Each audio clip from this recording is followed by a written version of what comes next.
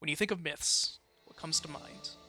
If you're older, maybe you watched Jason the Argonauts growing up or at some point in school. For younger people, maybe you read Percy Jackson or played the God of War games or more recently, Hades. Whatever it is, you've probably engaged with these stories in a heavily altered state, but that's perfectly okay because myths are fluid and ever changing. There's a lot of pressure from historians and enthusiasts from within and outside academia who love to judge the quality of something that's based on myths solely around how true they are to something that's notoriously vague. That said, if you're working with existing religions like Hinduism or modern paganism, you should probably avoid exoticizing or orientalizing them. The weight and purpose myths carry often must be adapted to remain relevant and suit new audiences. Even when myths, as we commonly know them, so like Greek, Roman, Norse, or more, were active religions, they were still living, ever-changing systems of belief and never static. So as we expand mythology to encompass history closer to the present, and even pop culture, and analyze how myths are often weaponized against people, keep that in the back of your head as we explore how they are often used to support or subvert social values, and more broadly serve as a mirror to society, reflecting cultural biases and stigmas. Part 1. Myths in the Past. This is probably what you think of when you picture mythology. If you live in the West, you may have a passing familiarity with Greek or Roman mythology, and you might even be aware how much aspects of everyday life draw from them. You may notice how many cities and corporations are references to ancient Greece. As someone from Dayton, Ohio, one of the closest cities to me is named after the iconic city from Homer's Iliad, and the residents even refer to themselves as Trojans.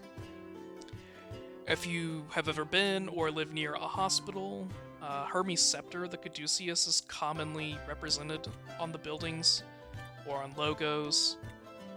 It's commonly used in relation to medicine and healing, and used interchangeably with the rod of Asclepius thanks to some misunderstandings of the 19th century about antiquity. You might also be aware that some myths developed from things like folk memory or misremembered history, but in primary education we typically are not taught about the direct interplay between myths and the daily lives of those in the past, especially because it relies on some pretty touchy subjects. Disclaimer for discussions of rape and misogyny. So I'm starting this off by discussing ancient Greece, since it's one of the most studied ancient cultures in the world, and highlights the direct relationship between mythology and every aspect of their society. In ancient Greece, sex was as much about exercising power over others as it was about pleasure, and this would become even more pronounced in later Roman society. This was also deeply tied to notions of masculinity and femininity in the classical world, and sex was important in defining gender roles. There's a well-documented historical bias about how highly detailed the social song and dance between male lovers in ancient Greece was, complete with reverence and even cult worship of figures like Achilles and Patroclus or Heracles and Iolaus, but comparatively little about women outside of figures like Sappho of Lesbos and a few surviving records of Spartan state propaganda regarding athletic competitions, and a line from Plato's Symposium exist on the topic. Now, this could just be out of sheer chance. After all, we've lost so much history to the passage of time, conquest, natural disasters, and more. But the fact that women were second-class citizens in most Greek polei and in all aspects of Hellenic society is reflected in ancient Greek religion, which in turn, in a cyclical pattern, continued to reinforce this stratification. To Greeks, their myths reflected what was true rather than what was ideal, which may seem a little odd if you are a practicing Christian, or know any, or are familiar with Christian doctrine. Because much of Jesus' characterization, and even his very divinity relates to his perfection and association with light, which people are taught to aspire to. In Greece, however, because their stories are more concerned with truth, their gods are often petty and destructive. Zeus and Poseidon are explicitly characterized as opportunistic rapists and adulterers who use their abilities and status to coerce people into sex in many of their myths. and as two of the most important deities in ancient Greece represent just how deeply ingrained institutionalized misogyny and political corruption were. Further compounding this incredibly rich society, class was another prominent aspect of sex in classical Greece.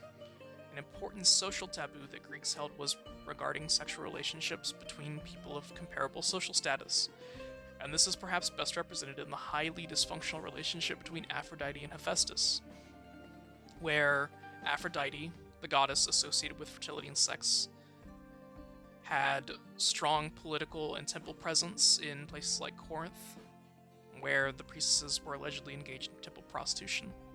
By contrast, Hephaestus was a physically disabled blacksmith who was looked down upon by most of his fellow Olympians and worshipped mostly in the industrial centers of Greek Pole like Athens and, most importantly, Lemnos. Hephaestus's disability is also likely a cultural holdover of the Bronze Age blacksmiths who worked with arsenical bronze during tin shortages, as many smiths suffered from what we now know to be peripheral neuropathy and skin cancer because of their exposure to arsenic, as well as his roots in the pre-classical Mycenaean culture. So as you can see, sex was incredibly complex in the Hellenic world, serving as both a celebration of human nature, which is why there was little distinction between heterosexual and homosexual relationships, and as a political tool. While the ancient Greeks turned sex into a means to stratify their societies, creating gender and class-based hierarchies constructed around it, Roman society existed in service to the state. The central idea of the Roman state was Pax Deorum, meaning peace of the gods. This established the tendency for Romans to take foreign cultures' deities and combine them with their own to avoid offending any one of the gods and risking their own destruction. So when the Roman Republic gave way to the Roman Empire, this translated to the deification of the emperors, who for all intents and purposes were the state. So as a result, religion, state, and society became utterly indistinguishable. The relationship boiled down to every aspect of life being in service to the Roman state, from family to your career, which would typically be military service, political service, or hard labor of some kind. And in return, the state offered relative safety and protection, although often from the enemies its increasingly aggressive military conquests created in the first place. The successive Christian kingdoms and empires of the Middle Ages inherited this organization of society and used it to steamroll over pagans in Europe, the Middle East, and North Africa, gobbling up many of their cultural traditions and using them to make their own traditions more palatable to the people there. And as a result, Christianity spread like a wildfire until coming to blows with the Muslim caliphates that emerged from the Arabian Peninsula. So you might be wondering why this is important and why myths even still matter today. Disclaimer for discussions of settler colonialism, white supremacism, and fascism. So by this point in the video, it'd probably be good to define exactly what mythology is. Cultural critic and historian Richard Slotkin defines myth as a set of narratives that acquire through specifiable historical action a significant ideological charge in his book, Regeneration Through Violence, The Mythology of the American Frontier. Slotkin wrote extensively on the frontier myth in American culture, or the romanticized idea of the West as a playground for American ideals shaped by manifest destiny and settler colonialism. Our often whitewashed depiction of the West relies on conventionally attractive, cis, white straight men who fall into anti-hero archetypes. So think things like Rawhide, the Rifleman, or an untold number of Clint Eastwood's filmography. The reality is that most cowboys during this period of history in America were former African slaves or African Americans from families that were previously enslaved, as well as Mexicans and Native Americans who still own many cattle ranches today. The release of Blazing Saddles and its scathing satire of westerns forced the western genre to retreat into a niche version of itself and reinvent the genre. And any future attempts at making a western had to rely significantly less on that whitewashed history. So think films like Django Unchained. The frontier myth exemplifies how we often mythologize history and attach our own cultural identities and political statements to it. Always like to keep my audience riveted. One of the most defining characteristics of fascism an intentionally vague and difficult to define political ideology most often characterized by its right-wing nationalism, as outlined in Italian medievalist Umberto Eco's Urfascism, is how it relies on co-opting history and culture to establish faux continuity with the past. This is best represented in two of the most infamous fascist states to ever exist: Fascist Italy and Nazi Germany. Italy attempted to define itself in relationship with the Roman Empire, who, as we discussed, their own policy of Pax Deorum was eerily similar to that process of co-opting other cultures. Nazi Germany did a similar thing with Germanic culture, such as Norse myths and the Viking Age, which they succeeded in doing thanks to the last 200 years of German nationalism being defined in relation to the way 19th century German composer and raging anti-Semite Richard Wagner represented them. Wagner exploited the fact that the Viking Age was and still remains poorly documented in order to suit his agenda, crystallizing the aesthetic still wildly popular with both neo-Nazi groups and white supremacists, but also being incredibly lucrative for multi-million-dollar businesses today. November of 2020 saw the release of Ubisoft Montreal's Assassin's Creed Valhalla, which would rake in about $1 billion in revenue by February of 2022, alongside other popular media properties like History Channel's Vikings and BBC and later Netflix's The Last Kingdom. It's just very unlikely that seeing this period of history represented in such a problematic way is going to change anytime soon. And I do get that there's something extremely compelling and interesting about Germanic cultures in the Viking Age. My personal areas of historical expertise are in Bronze and Iron Age Celtic and Germanic cultures. My favorite mythological figure is Thor, and I even have a Mjolnir tattoo because of that. But the reality is that this all demonstrates how incredibly vulnerable mythology is, how easily it can be corrupted and exploited to hurt people. There's a very real responsibility when you adorn your body with these symbols or become an expert or enthusiast of these parts of the past. Part 2. Modern Paganism. It would be doing a massive disservice to the people who still have fully living religious worldviews based on what we call mythology. The Christianization of Europe and subsequent colonization of the Americas, Asia, Africa, the Pacific Islands, and Oceania has established the idea of pagan as a sort of dirty word. It carries connotations of savagery, sexual promiscuity, primitivity, and really anything that just means the other.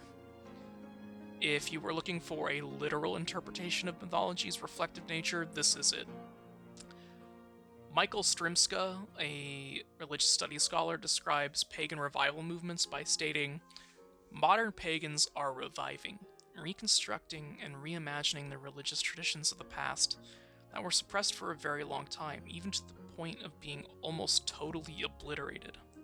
Thus, with only a few possible exceptions, today's pagans cannot claim to be continuing religious traditions handed down by an unbroken line from ancient times to the present. They're modern people with a great reverence for the spirituality of the past, making a new religion, a modern paganism, from the remnants of the past, which they interpret, adapt, and modify according to modern ways of thinking." Modern paganism in the United States and United Kingdom manifests with camps in environmental activism and leftist, meaning socialist or anti-capitalist, anti-imperialist undercurrents, while European pagan revivals tend to have a more right-wing nationalist undercurrent. LGBT paganism is an important standout among many of the revival movements because many queer folks are marginalized within societies organized around Abrahamic values. Because many of these movements exist in direct opposition to Christianity, modern pagans tend to come from Europe or settler colonialist nations. In the US, modern pagans are typically private with their beliefs, especially in conservative-dominated regions like the Bible Belt. Because of their mutual connection to Proto-Indo-European cultures, many modern pagans have established relationships with Hindus and created mutual support groups. Of the most direct example of mythology's continuing role in modern society, it is hardly the only one. Part 3. why myths still matter. Myths are a foundational part of how we tell each other stories, after all. Many of the literary devices still employed, like character archetypes, themes, imagery, symbolism, and more, have come from mythology. More modern media like Star Trek and other 20th century science fiction like The Twilight Zone or Outer Limits, while maybe not what comes to mind when you think of myths, both helped solidify the tone of Cold War era media and paved the way for more progressive attitudes. The original Star Trek series drew on its Western and horror influences to draw people in while playing off Cold War era anxieties. For example, Starfleet, represented by James T. Kirk and the Enterprise crew, served as a stand-in for America, while its enemies, such as the Klingons or the Romulan Empire, often stood in for the Soviet Union or China. As easy as it would have been to frame this conflict in the same black and white ideological conflict their real-life analogs attempted to, Starfleet was hardly the hyper-capitalist substitute for America you would expect. And the Klingons and Romulans are rarely the mustache-twirling villains Western media often try to depict communist nations as. While Star Trek the original series did contain problematic elements, such as insensitive representations of several ethnic groups and constantly sidelining their women cast, it did wedge the door open for more mainstream acceptance of diverse casts and stories that didn't have to fall within the moral parameters established by the federal government at the time.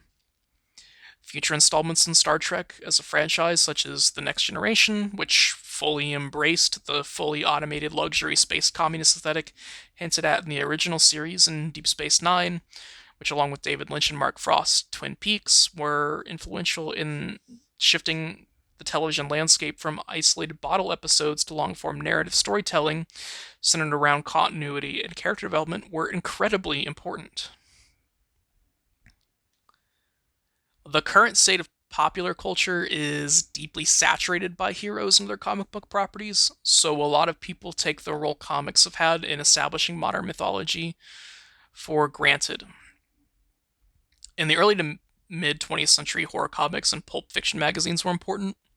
They often sensationalized violence and played up many of the social and cultural anxieties regarding World War II, the budding civil rights movements, and the Cold War, which is to say that a lot of them were pretty racist and sexist as well as homophobic, which led to a lot of moralizing from activists in the federal government, which is a little ironic considering this is the same government that was funneling billions of dollars into CIA-backed coups of democratically elected socialist governments and was also fueling culture wars against a lot of the same groups. The creation of the Comics Code Authority was important because it caused the industry to pivot from focusing on horror comics to superheroes. For decades, comics were expected to fall in line with strict regulations established by the government. And while regulations are a necessary part of any industry, it was more akin to being forced to regurgitate state propaganda in many cases. They had to adhere to strict moral guidelines. They couldn't frame police officers as the bad guys in any context, things like that. The CCA was eventually abandoned by Marvel Comics in 2001 after decades of waning relevancy, and by 2011 by major publishers like DC Comics, Archie Comics, and Bongo Comics, which were the last three major publishers who still adhered to it by that point. Superheroes were still pretty niche prior to the financial success of the Marvel Cinematic Universe, and whatever your opinion on the quality of those films and their impact on the film industry, it's undeniable that the comic book properties are simply impossible to ignore. Although you should probably not base your moral compass or entire cultural framework around any film, they still often help subvert and affirm social taboos and narratives. For example, the film adaptation of Frank Miller's 300 has been embraced by neo-Nazi organizations around the globe, particularly Golden Dawn in Greece, which leverages anti-immigration and militant racism out of the dehumanized depiction of Persians in the film, as well as the actual Greco-Persian Wars. By contrast, Nick Spencer's Secret Empire goes out of its way to condemn and deconstruct the right-wing populists that were gaining traction within a lot of countries in 2017 when the comic was published by Marvel. How fascists co-opt and distort culturally or spiritually important symbols, such as what Hydra does with Captain America in the comic. The comic even explicitly calls attention to how neo-Nazis have appropriated Norse mythology. If I had to sum it up, Secret Empire is simply about how fascists weaponize our attachment to symbols. In conclusion, myths have stood the test of time as one of humanity's defining innovations. From antiquity to the modern age, mythology has been pivotal in the development of social institutions. Things such as institutionalized sexism in ancient Greece that still permeate society today, or even entire political ideologies like, as we discussed, fascism, socialism, and many more. Even the very devices used in the construction of basic storytelling are legacies of this, down to character archetypes or themes. They are incredibly potent storytelling devices that communicate social values, but are as vulnerable to corruption as they are powerful. The appropriation and subversion of myths to suit various agendas will always necessitate vigilance, such as the way settler colonialism has been used to whitewash the past, or how fascists have weaponized Old Norse myths. Myths in the ages of print, media, and television, and eventually the internet, continue to impact how people see the world, either affirming or countering widely held beliefs depending on whatever the agenda is. Science fiction and horror filled this role nicely and led to mainstream success in the 21st century, allowing a greater audience to engage with these modern mythical figures, eventually leading to the mainstream popularity of superheroes that we have today. The way humans observe the world around them, interpret it, and construct a meaning out of it is how myths find their continued relevance well into the modern age. What humanity values can be found in the way they tell each other stories at any point in history.